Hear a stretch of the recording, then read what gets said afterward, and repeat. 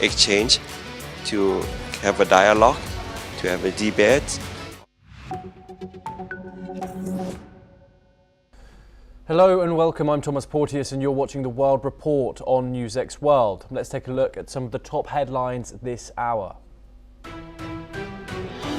Australian media name a father and son as the gunmen who killed 15 people in a targeted attack at a Jewish Hanukkah event at Sydney's Bondi Beach.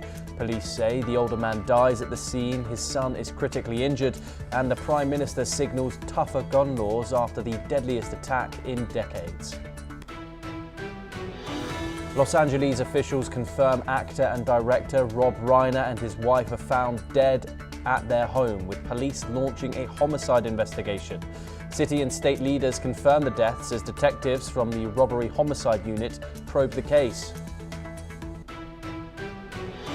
China says it supports Hong Kong's crime and national security measures following the conviction of media mogul Jimmy Lai, despite international condemnation. Beijing says it firmly backs the city's authorities in punishing acts it says endanger national security. Security experts say Ukraine's offer to drop its NATO bid is unlikely to significantly shift peace talks with Russia. Volodymyr Zelensky says security guarantees from the US and Europe would serve as a compromise in place of NATO membership.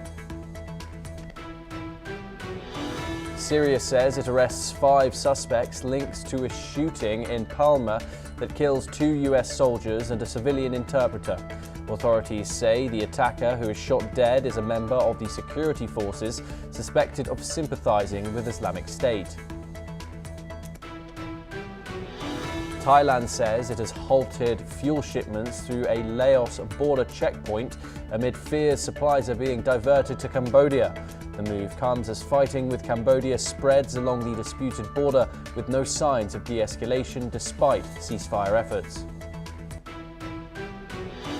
Nvidia says it is considering boosting production of its H200 AI chips after demand from Chinese tech companies exceeds current supply. The move follows a US decision to allow H200 exports to China with a 25% fee, though Beijing has yet to approve purchases.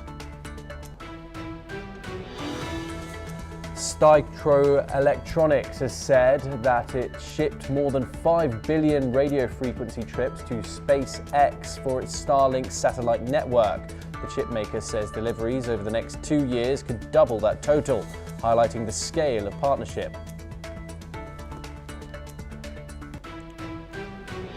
We start this hour in Europe, and the European Union Foreign Policy Chief, Kaja Kallas, warns that taking control of the Donbass region will not be Russian President Vladimir Putin's final objective. She says that if Russia succeeds in Donetsk and Luhansk, quote-unquote, the fortress is down, and Moscow will likely move to take the entire country. Kallas cautious that a fall of Ukraine would put other regions in danger, highlighting the strategic importance of the Donbass in the ongoing conflict. Let's listen in to her statements. We have to understand that Donbass is not Putin's endgame.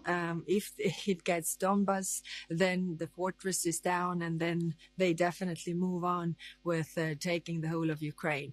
And if Ukraine goes, then other regions are also in danger. We know this from the history, and we should learn from history. The comments come as US Envoy Steve Witkoff confirmed significant progress in high-stakes peace talks held in Berlin aimed at ending the war. Ukrainian President Volodymyr Zelensky spoke with Witkoff and other US officials for more than 5 hours, discussions that are set to continue today. Zelensky has offered to forego Ukraine's long-held NATO aspirations in exchange for legally binding security guarantees from the West as leaders work to navigate complex political and security issues in the region. Kaja Kallas says that countries want to be in NATO because they do not want Russia to attack them. Let's listen in. What we have to keep in mind is that why countries want to be in NATO is because they don't want Russia to invade them, to attack them. And that's why, Sweden and Finland joined NATO. That's why the Baltic states joined NATO, to have this defense umbrella, really. Joining us now to discuss developments from the European conflict is Ben Aris, the former Moscow bureau chief for the Daily Telegraph. He joins us live from Berlin. Ben, as always, it is a pleasure to talk to you. Some significant statements there coming from Kaja Kallas. Based on what we've seen militarily so far, is it a credible assessment that Moscow will indeed, after catching the Donbass, either militarily or diplomatically, it will move on to the rest of Ukraine? Or is that a worst case political warning? Personally, I totally discount it. However, look, the issue here, what Kallas is worried about, what the Europeans are worried about, what Zelensky is worried about, is in the Donbass, the Ukrainians invested very heavily into this thing called the fortress line. It's a line of defense, very effective. The Russians would really struggle to take it, and they've struggled to take any territory. After 4 years of fighting, they only had 20% of the country. And so Ukraine, understandably, is very reluctant to give up its best defense. And after this Donbass line, the countryside between Donbass all the way through to the Dnieper River, which cuts the country in half, is basically flat with no major cities, so indefensible. And militarily, if Russia has control of this fortress line, then it could, in theory, very quickly, very easily, take the whole eastern side of Ukraine, half the country, so not 20%, but 50%. That's the fear. However, the Russians, Putin particularly, said, look, we have no intention of attacking Europe. They struggled to take 20% of Ukraine in 4 years. The idea that they would launch an attack on a NATO member crossing the border into EU proper is, if you ask me, risible, because everybody's criticized it and said they can't take 20%. How are they going to get all the way back to Berlin again? And Putin specifically at a conference in Bishkek last week, 10 days ago, said, look, we have no intention to do this. Moreover, if you're afraid of that, we are happy to sign a treaty today promising never to attack Europe. And that's just been ignored by the EU. If they're seriously afraid of a Russian attack, why wouldn't they take Putin up on this offer? He may lie about it, but at least, it would be extremely embarrassing if he makes a legal treaty promising not to attack. Why wouldn't they sign that? But Ben, what you have to look at it as well, of course, there's been drone incursions into NATO territory. We've seen the frequency of scrambling of NATO jets that's occurred a couple of times. What about these actions? Do you not think these actions raise suspicion within the European Union and in NATO? They're unsettling, aren't they? I mean, there was a drone incursion into Poland in November, and a dozen Russian drones flew right away across the country.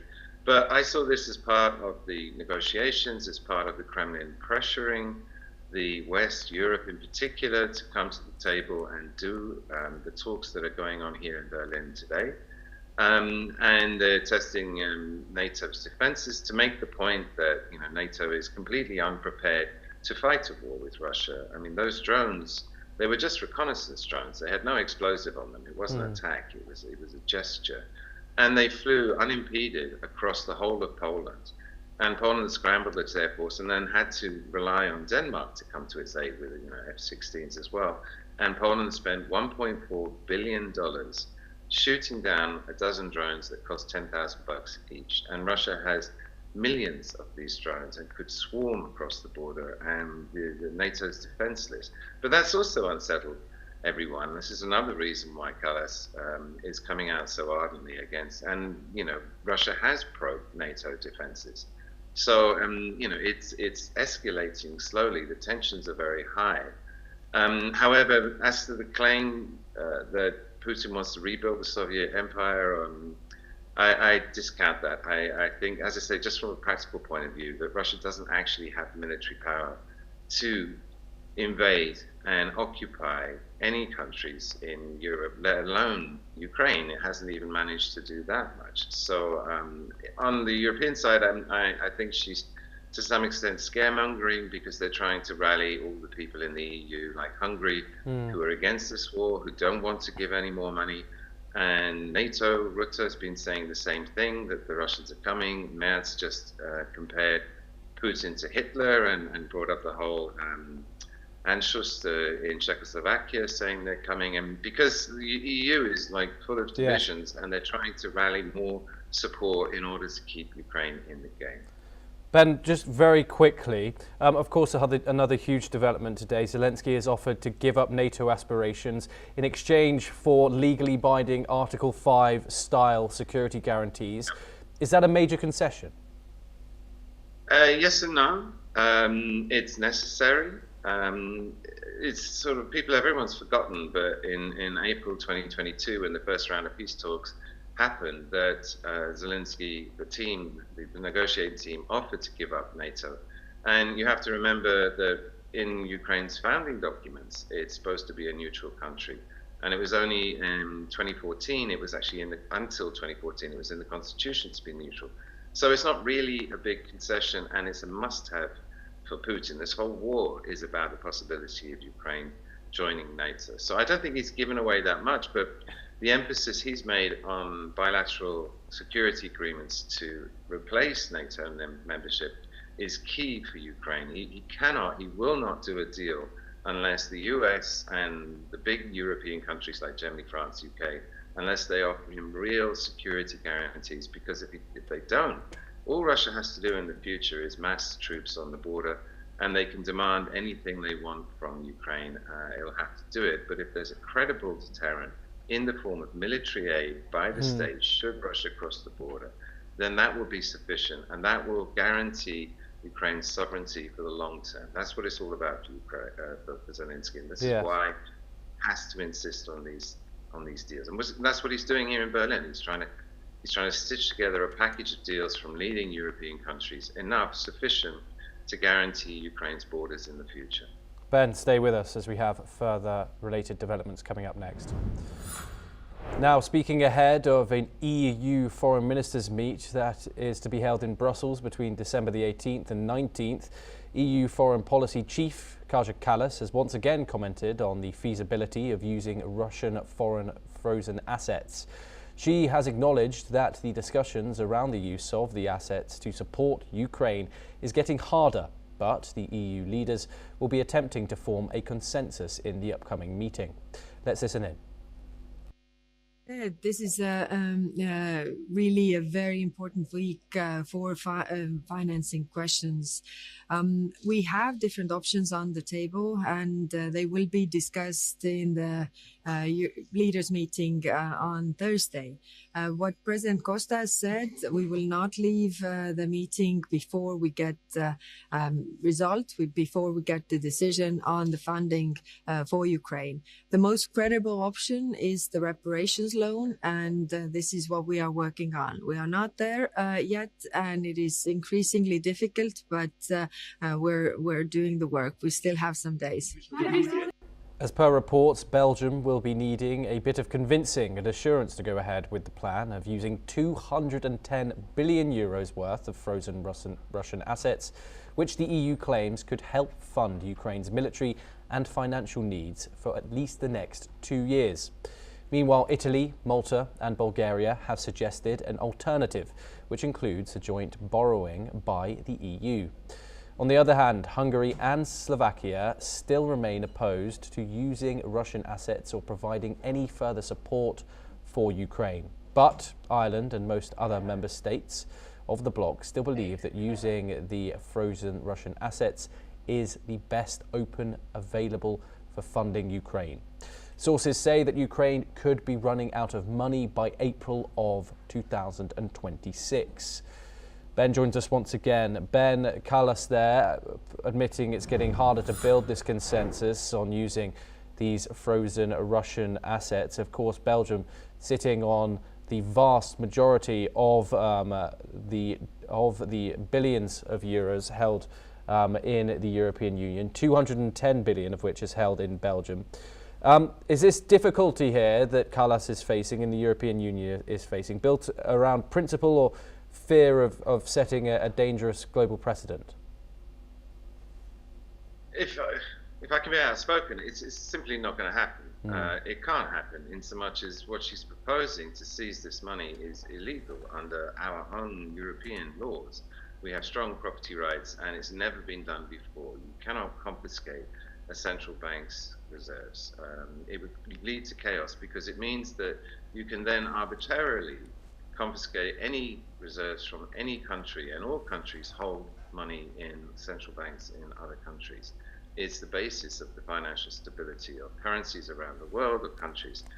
And she's alluding to it's getting more difficult. I mean, the opposition within the EU and international organizations is growing. So obviously Hungary, Slovakia are dead against this, but Italy's also come out and said it won't vote for this. Malta, Cyprus, Bulgaria have all come out to say that they won't vote for this.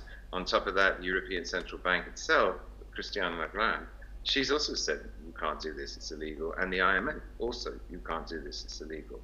So there's a huge problem. But the reason why they're pushing for it so hard is, as you mentioned, it's not even speculation. Ukraine will face a macroeconomic collapse in the first quarter of next year if this money doesn't materialize. The US used to be responsible for 40% of the funding of the Ukraine war. It's now withdrawn completely. It's sent zero money since Trump took over. The whole burden's fallen on Europe. Europe's in recession. Budget deficits climbing everywhere. They can't afford this. The war costs 100 billion a year now, up from whatever it was. You know, they've sent a total 180 in the last 4 years. It's getting more expensive. And Europe simply doesn't have the money. Nobody has the money, and you have to take that out of taxpayers' money if you tried, which would also cause revolutions. You know, here in Berlin, the rise of the right across the region is precisely fueled by the complaints that why are we spending taxpayers' money, our taxpayers' money, on a country that's not a member of the EU, is not a member of NATO, and if it collapses, then actually we're better off because we don't have to spend that money. So she's really up against it because she wants to support, she's a complete Russia hawk. She wants to support Ukraine come what may, and lots of other countries, particularly Belgium, that would be on the hook for this money because the Russians will immediately bring lawsuits in European courts and they'll probably win. And if they win, then Belgium has to repay $140 billion euros overnight. And the Belgians are saying, like, we're just not going to do that. I mean, that's sort of economic suicide for our country. And ironically or disingenuously, the other European states have not guaranteed or to share the risk with Belgium, to actually share the cost of that if it comes to it. So they're leaving Belgium on their own. And that in itself means when they come to vote for this reparations loan later this week, it's not going to go through. Ben Aris, thank you very much. Always a pleasure to have you on the programme. Thank you very much for taking the time. We now move on over to the Indo-Pacific, and Hong Kong's High Court has found tycoon Jimmy Lai guilty of conspiracy to collude with foreign forces and publish seditious material under the city's national security law. Supporters say he is a freedom fighter, while Beijing calls him a mastermind protest leader. International reactions have been strong, with Britain condemning the trial as politically motivated and rights groups calling the verdict a sham. China urges relevant countries to respect China's sovereignty and strongly deplores smearing Hong Kong's justice system.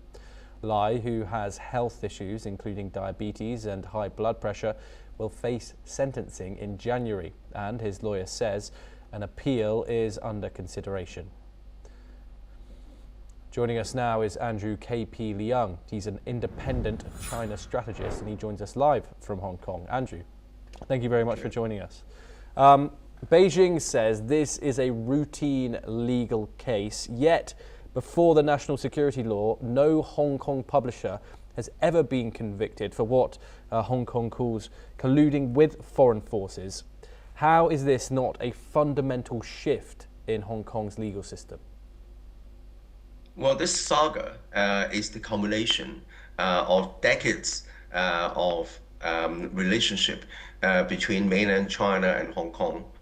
And of course, and even before the handover and after the handover, and that speaks to a great misunderstanding, even amongst a lot of the Hong Kong young people, let alone foreigners, people who are not familiar with Hong Kong or live outside Hong Kong, or what one country, two system is all about.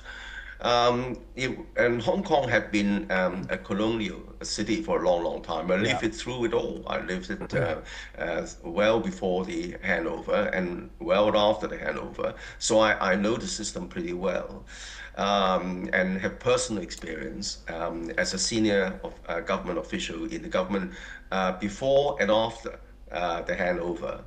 Now, before the handover, there was a kind of resistance to the system in Beijing because the two systems are entirely different.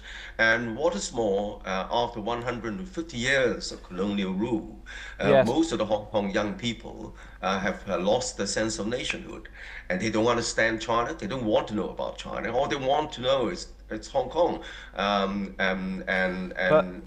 and also their own identity. Andrew, forgive me. The national security law was drafted in Beijing and not by Hong Kong's legislature, and overrides local law. How does that square with this promise of one country and two systems? Well, it is because and then fast track forward to what happened during the umbrella movement, and then you have the so-called protests, riotous protests, disrupting Hong Kong's law and order, taking to the streets and using petrol bombs and surrounding the police headquarters police station and waving flags for Hong Kong's independence, and wearing a very expensive mask. And obviously there was a lot of funding for these kind of equipment, and highly coordinated and highly trained, and involving foreign forces, either in terms of training or in terms of political support. And also Jimmy Lai have been taking a very active part, both through his newspapers and also through his influence and in fact money. And also leading to the kind of movement in Hong Kong in certain quarters, demanding even Hong Kong's independence. So that rattles Beijing's rule over Hong Kong as a sovereign nation, as a sovereign power.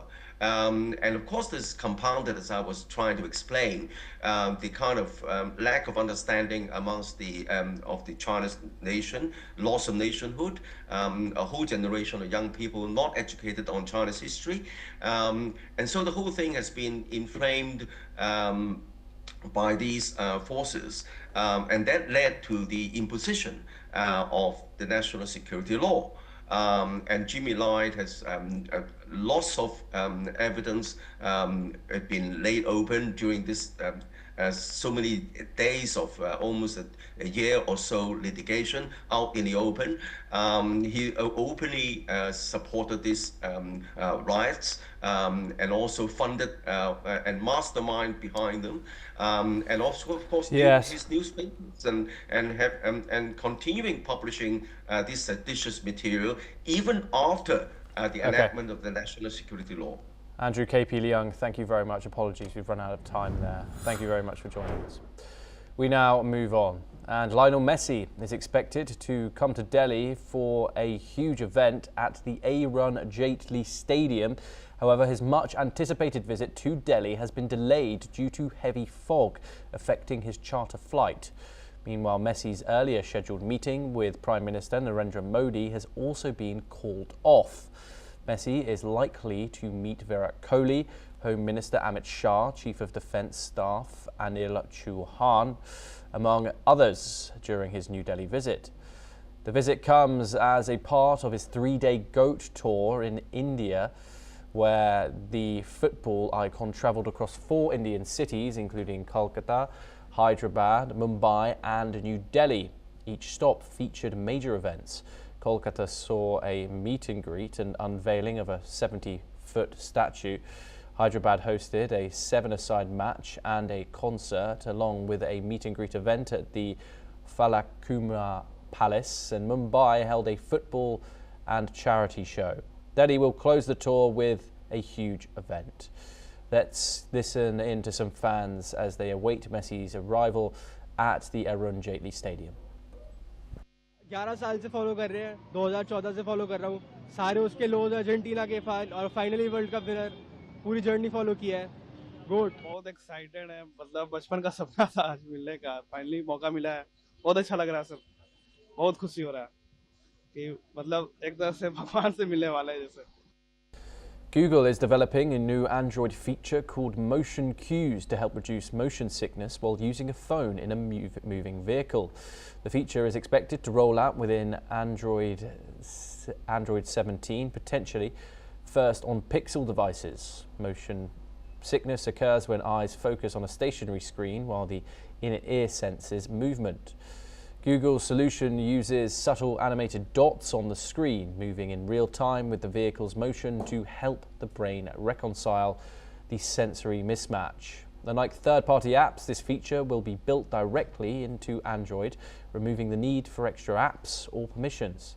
Early testing revealed some issues like the cues disappearing when accessing system areas, but Google is working on a fix.